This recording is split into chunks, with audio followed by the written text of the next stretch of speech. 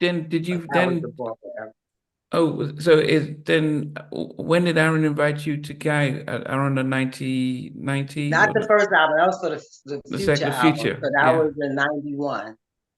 I had just came back. Like that was one of the Okay. reasons why I came back to New York. Because Aaron said, "Can you come and tour with us?" Or what was the? Hmm. Hmm. Okay. And what was that like touring with Guy? Was it the new? It wasn't the new edition one. No, it was the Future album. No, It was like the when that tour. guy had got one of the security guys got Yeah, so that hit. was they were touring with New Edition. Yeah, but I didn't last long because I wasn't down with the bullshit. Like people want you to screw them, and then you don't want to screw them, then they treat you funny. So it's like I was uh seasons enough to know that I'm here to sing. I'm not here to be your uh sex toy and sing. So that goes back to what the guy asked. Like I was like turned off. Like you know me my whole life, and now you trying to like make me uncomfortable, and I'm here to work. So then, if I'm not compliant, as maybe some of the other young ladies may have been, then I'm being a bitch. So I remember one time this was right before we was getting ready to go to Japan, and Dinky Bingham was the And music director. yeah, he knew what was going on. Like it was real apparent, like what was going on. And I remember I just sat out. We was having rehearsal, and it was me and the other two background singers, and I just sat on the floor because I knew I was gonna get fired. Because I was like, I'm not screwing you, and I'm insulted that you got me here, like on it and put me behind this kind of pressure. Now maybe I wouldn't have had that type of attitude or voice. I might have conceded to certain things or been uncomfortable or whatever had I not been seasoned. And I remember like years later, Teddy was like, had made mention to my brother because my brother lived in Virginia. He was like, that's messed up how they did your sister. It wasn't Teddy and it wasn't Damien. Damien. No, right, exactly. What, how did that make you feel about I mean, as I said, the only person who's really been open about things like that was is Mickey Howard talking about what females experience in the industry. And I think until Me Too, most people just turned a blind eye.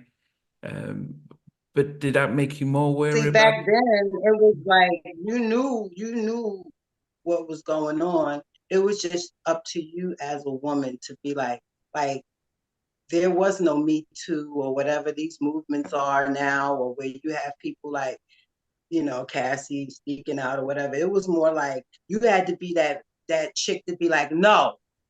And that was it. And you would tell people like, yeah, such and such trial. I was like, you better get off of me. And that was it. Like you just had to defend yourself. It wasn't like, oh, you can it was yeah, you just had to be tough as a chick, or you was gonna get taken advantage of.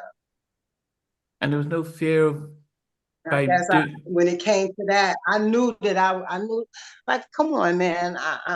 No disrespect to the other young ladies because they were talented, but they were not me. You know what Mhm. I'm saying?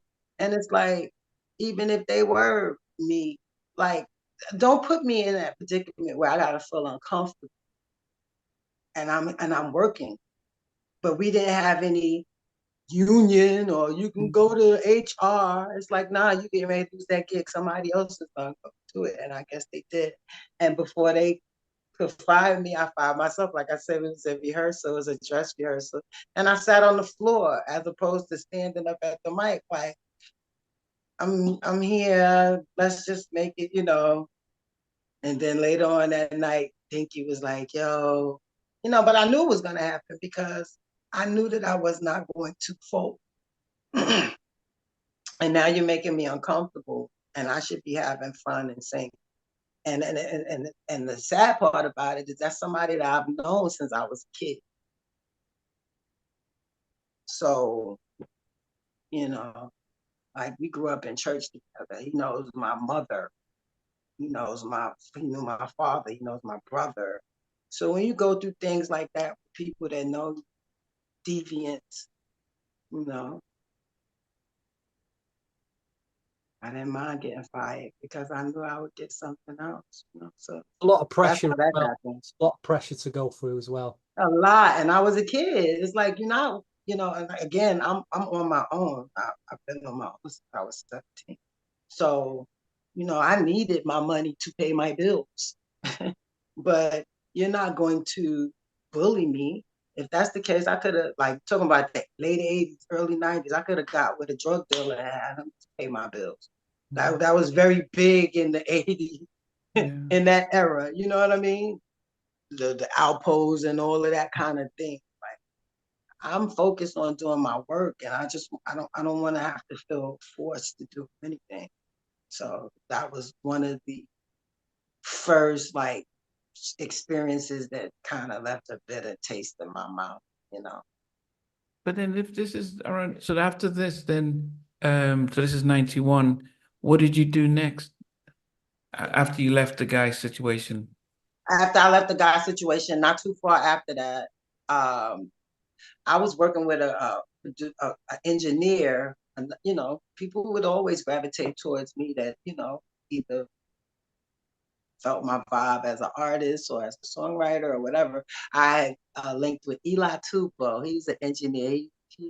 He engineered for like Eric B and Rakim. They say, "Yo, Eli, drop that beat." Yeah. So he would introduce me to a lot of different producers because he was an engineer. So I did a lot of stuff with him. Sorry, yeah. Uh-oh.